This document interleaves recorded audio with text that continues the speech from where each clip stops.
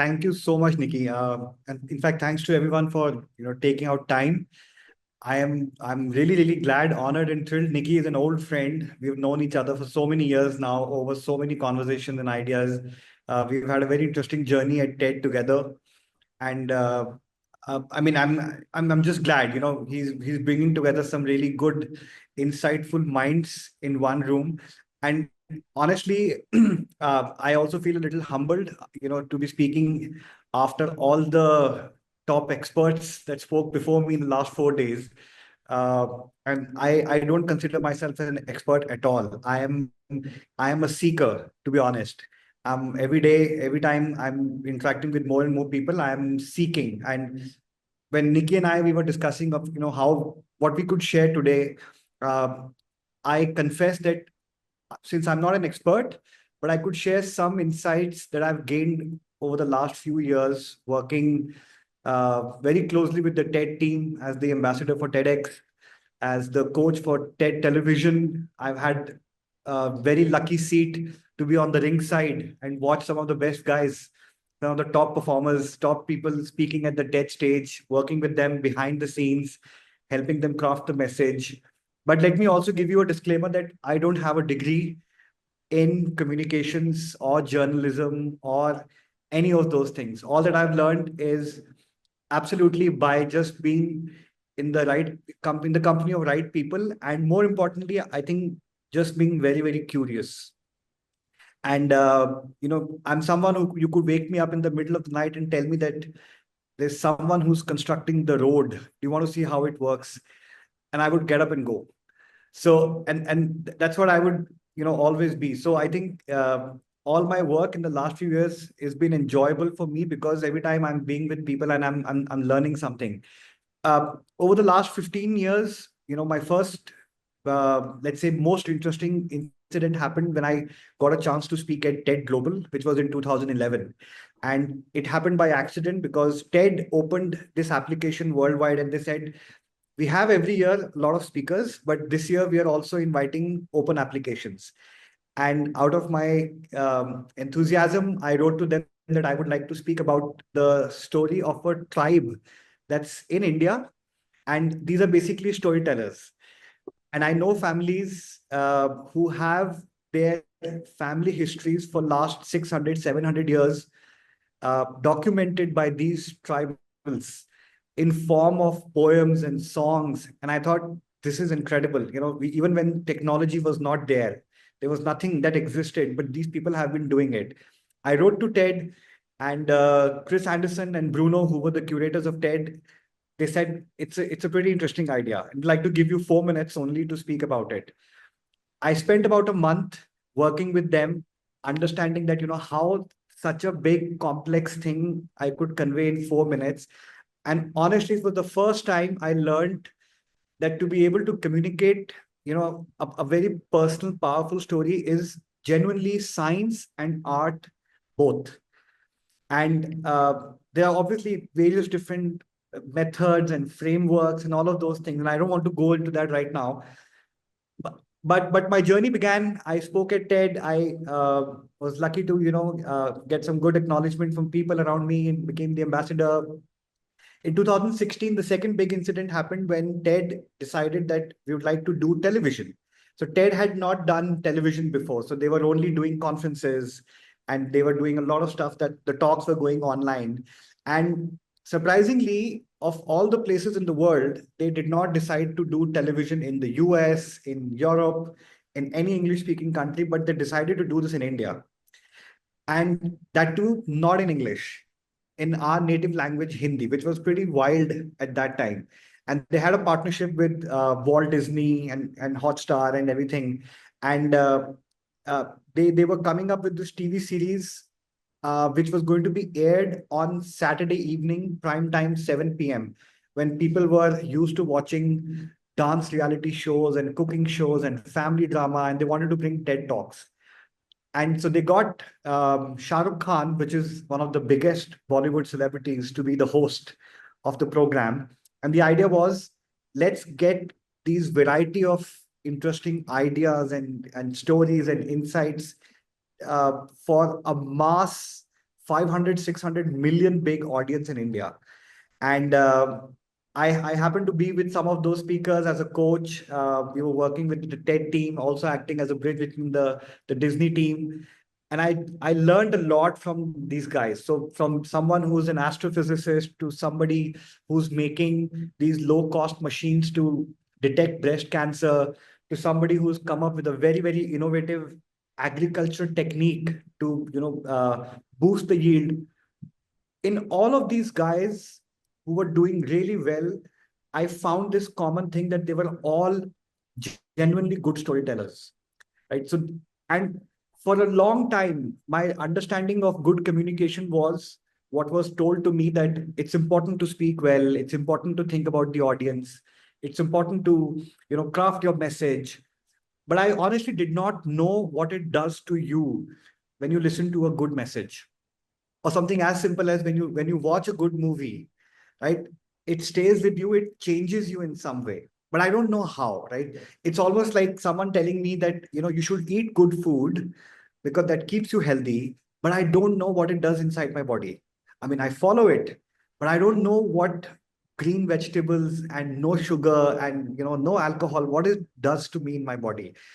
And so slowly I learned um, something more scientific about storytelling. And I'm sure some of you would know it, but I just want to drive home this point that so I don't know, like by a show of hands, have you ever heard of this experiment that they did, I think back in 50s or 60s, on a group of kids, and they showed them a Disney movie, and they showed them a story, and they also then mapped what was happening in the mind. Has anybody known about this experiment? I could just quickly share.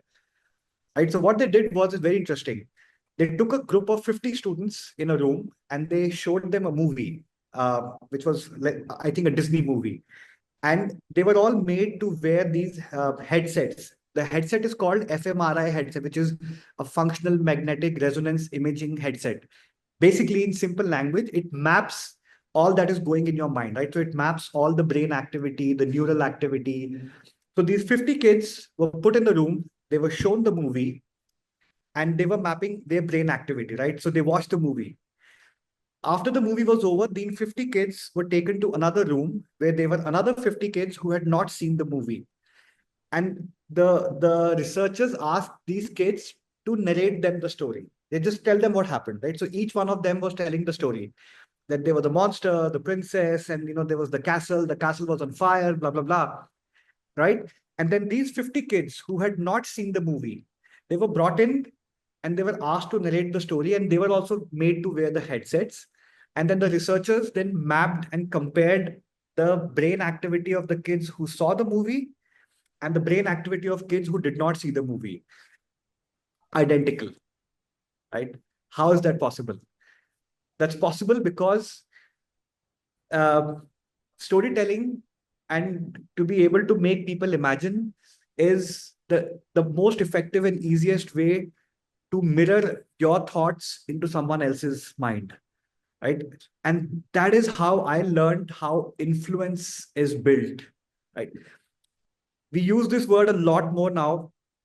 Influencers, right? We have LinkedIn influencers and Instagram influencers. But what I learned about influence is that I have the ability to make you think, imagine, act, respond in the same way as I am doing it in my mind right now, right? That's what I learned about influence. Influence gives you power. So if I can influence you into doing something, right, then I exert some power over you. Over the years, I read more, I got through programs, and I was coaching, and I was also doing things. All of this, while all of this, I don't have any formal education, right? Except very recently when I did something with Harvard. But I learned something from influence. My interest got into power. And what I learned about power was that power is relational. And there are many definitions. I don't want to get into a leadership power session. But one thing that I really loved about power is that it's relational, which means if if you have interest in what I have, if you have interest in what I have, and I also have interest in what you have, right? So we have a transactional relationship. But if you have more interest in what I have, that means I have more power, right? I'll say it again. It might sound confusing. If you have more interest in the things that I have, then I have interest in your things.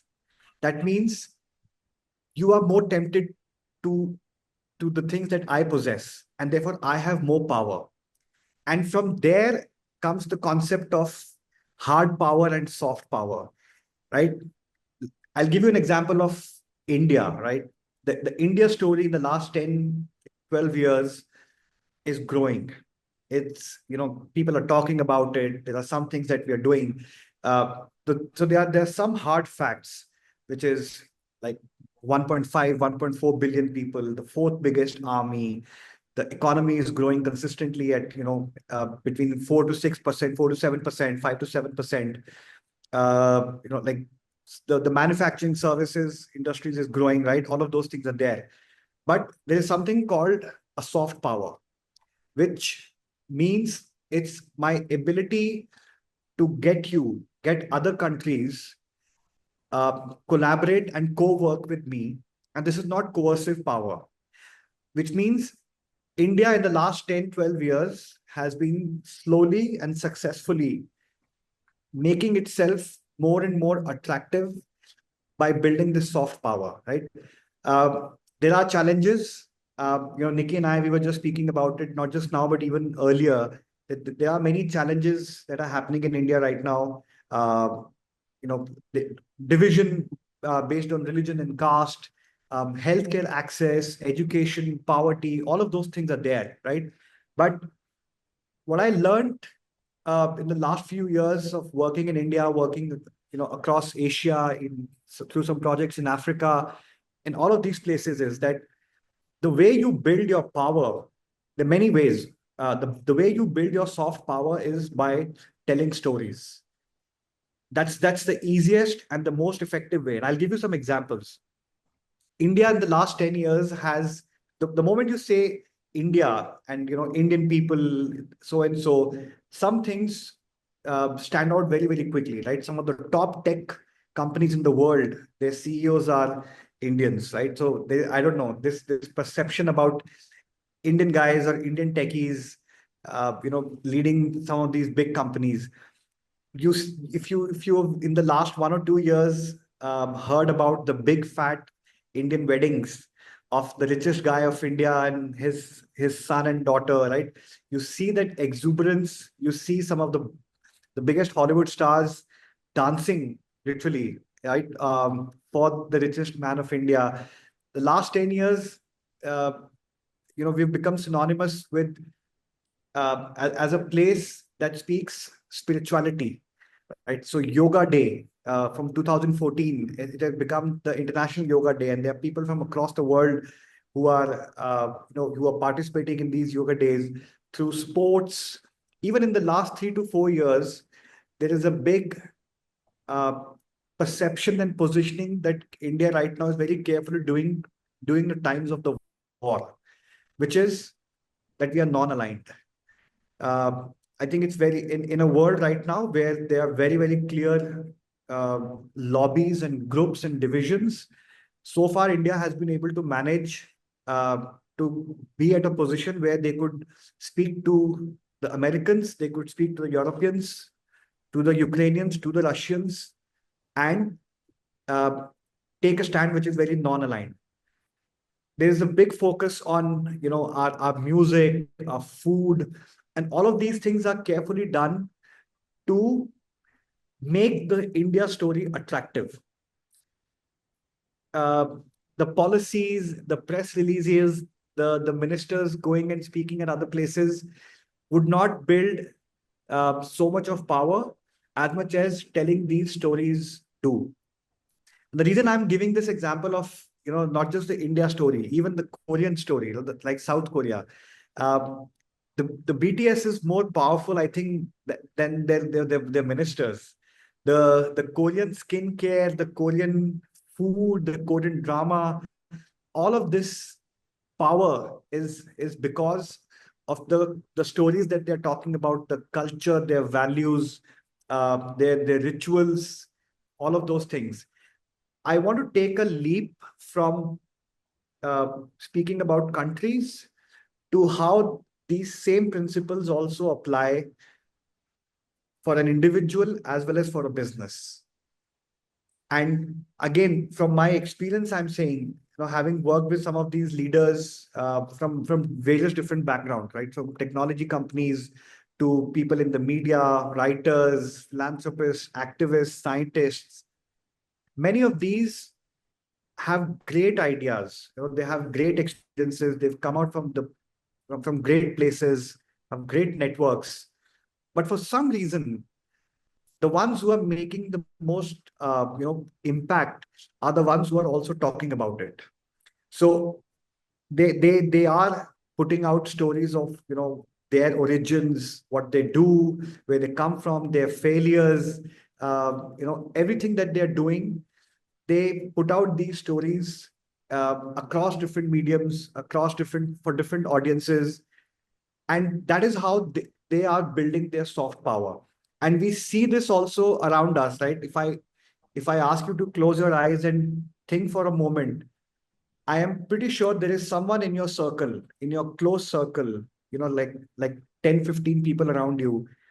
There's someone who is doing well, obviously because of merit and everything, also because they are telling their stories really well. They are telling what they're doing. They're talking about what happened at the office. This is a project that we're doing. And it's not just always boasting. I'm not saying it's always about beating your chest and saying, but like, I think this is one of the smartest, most effective ways to uh, have, transport this same imagination, this same influence, like the experiment that I spoke about, that people start mirroring what you are telling.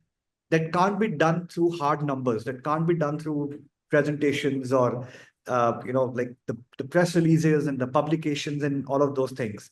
So because I've seen this working very well so closely is the reason why I champion the idea that every leader or everyone who's working like this close group, for example, all of you have the same mix. All of you have the same ingredients, right? You're connected to the right people. You are helping your clients solve problems. You're building your own things. You have your own set of ideas and everything. Um, what could really set you apart from everybody else is when you start telling stories. And you start telling people what's going on, like make them imagine. And when we have this conversation with some of the top business leaders, they have some myths about storytelling, right? Or maybe they have some reservations or they have some concerns, and probably some of you in this group would also have, is that when I have so much to talk about and my work is so complex, right? How do I even tell my story? And my answer to that is, telling a story is not equal to telling everything about your business. Telling a story is a doorway. It's a preview into the big world, which is yours in terms of work. So a story is literally a doorway. If you and I catch up for a 5-minute coffee, or we met in an elevator, it's impossible for you to tell me what business you do, what's your impact, how many clients you have, what's the top line, bottom line, what are the new projects happening, right? It's impossible. And that's why it's called an elevator pitch. That the elevator pitch, the number one purpose of an elevator pitch is not to talk about your company. The number one purpose of an elevator pitch is to buy more time. How do I do that? By telling you a story and giving you a preview of my world that, you know, I mean, and there are various different ways of doing it. So we tell business leaders that do not think of storytelling as a replacement of all the communication work that you do. It should be a packaging, it should be a layer on top of everything that you do, so that you give people, it's like opening a window and for people to see what's happening. How do you do that? Um, One of the most common challenges that we see and this is across hierarchies, this is across sectors, is when people do not appropriately assess what they want to say. So either people overestimate their work or people underestimate the impact of what they do, right? Many times you work with people who would be doing incredible work and they would be probably very humble about it. Yeah, but this is something we do. We don't have to talk about it. And we also know people who would uh, say things loudly, and make a noise about it. I think it's important that if you want to get on a journey of storytelling, and start speaking about the story of your innovation, your product, your team, your business, or anything, is one, institutionalize it, and second, do it more often, and it should not be just a one time effort, right? When you say institutionalize it, my recommendation is, and I have it in my cupboard also, and this is what I give to all my clients also. It's a set of questions that you should ask yourself every time you have an important meeting, or you have an important uh, presentation, or you have an important thing where you have to write a mail, and it's about communicating, right? It's a set of 6 questions, and I would share with Nikki after this conversation. It's a set of 6 questions, and very, very simple questions, and each question has some subsets. Like each question has like another 3 or 4 questions. You must ask yourself these questions every time you have an important assignment where you have to convey or give out a message. And these are very simple questions: how, when, what, why, where, who, right? Who means, who are the people you are talking about? So if you are speaking about, let's say, and I'm just picking some examples from what probably people spoke in the last 4 days, and Nikki was telling me something. If you're speaking about an energy project, or if you're speaking about a city, or if you're speaking about a country like India or a country like US, bringing people into your messaging is the most human way to convey a complex narrative. When you talk about people, when you say that these are the people that this little project is going to affect, their life is going to change, so and so, who means the people? Always have people.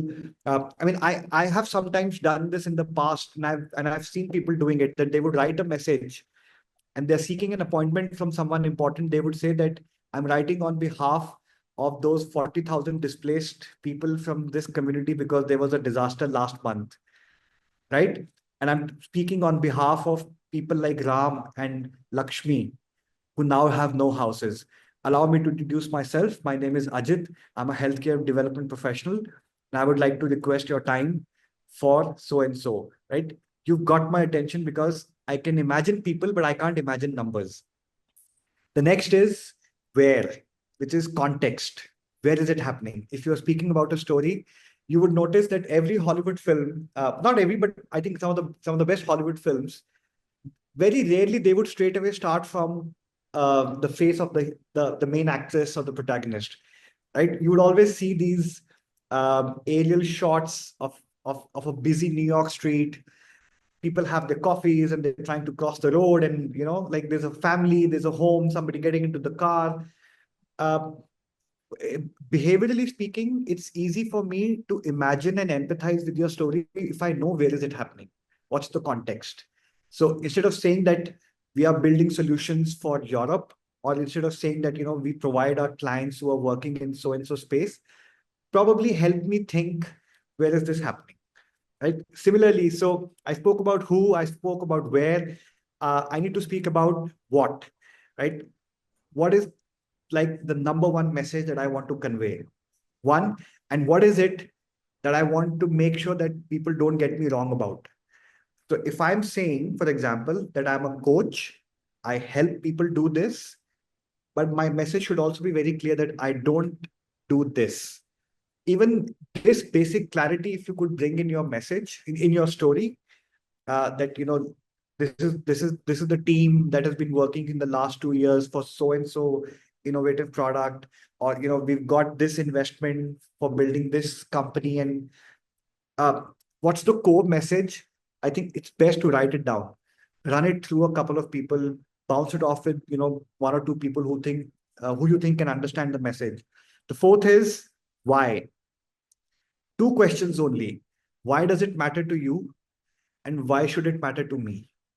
So if you come to me and tell me that you are building a new, let's say, healthcare app, for example, and this is going to revolutionize the healthcare industry and everything. Think about answering just two questions. Why does it matter to you? Like, why are you invested? Why are you even doing it? And second, why should it matter to me as a listener, right? And instead of giving numbers, if you could say that, imagine that at any point of time you could access all the last 20 years of ailments and challenges and diseases of your mother, your father, and make some informed choices about what kind of plans should I give them, right? All of us have either lost our parents in some recent years, or we know that they are going through some health problems.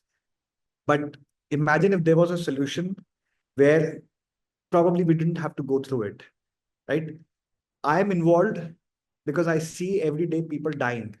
I see everyday people struggling for finances and access to healthcare. Is the reason why my team and I are building. I want to tell you a very interesting story how we started it. 3 years ago, I was in Bangladesh and I was visiting a healthcare clinic. And right, and that's how you build it. So instead of saying that my healthcare app will do A, B, C, D, this and this, empathy is the biggest currency of trust. And that happens when you tell a story, right? Scientifically proven. When I tell you a story, when I build empathy, there is a release of oxytocin in your mind. And that happens automatically. And that's really like the foundational molecule of trust and empathy, right? The fifth question is when, right? Just help me tell the timelines. People always love a journey. Everybody loves a journey, right? If I would ask you, what have you done in the last 3 years? Could be, got married, had a child, lost a business, made a couple of new friends. But if all of this would come like chapters, if all of this would come like, in 2022, I moved to Dubai. I was going through the first couple of months this, but then something interesting happened in the fall of 2022. And that's when I first met this and this. Everybody loves a little journey. Is the reason why we watch Netflix series. It's the reason why we get hooked to fiction, because there is something that unfolds and then something comes again. The timeline really matters if you're telling story about whatever story you're telling. um, and finally, one of my favorite questions is how, right? How does everything work? What is the secret sauce? What's the recipe? What is it that you bring in that sauce that nobody else can? So if you have a proposal, if you have a pitch, if you have a sales presentation, you want to turn it into a slightly more personal narrative. And this is like I said, across this works for individuals, this works for businesses. Um, Tell me how it works, right? And if you present it in a way that you know, I'm going to reveal how this thing really worked for us, versus saying that our product has 4 features, or our teams can do these 3 things, or I have like these 5 skills. I do this. The other person would always appreciate revelation. Again, a very, very strong human behavior. Uh, it's, I mean, I don't know, but I can tell you in India, there's a very funny concept. Uh, Whenever there is construction happening, like in nearby places, like there's a building that is getting constructed, or there is a road getting constructed, you have these like really huge giant machines uh, by JCB, right? So they would dig up the whole thing and they would have these big cranes. In India, if you come, it's a very, very classic, uh, very, very comic scene rather. Hundreds of people will gather around the whole thing and they will just watch. and they will just watch.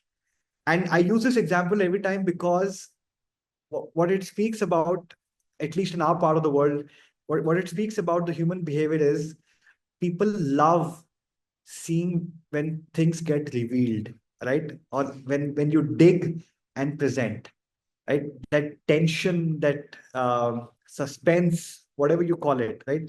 It's one of the core elements of building cinema. It's one of the core elements of building stories.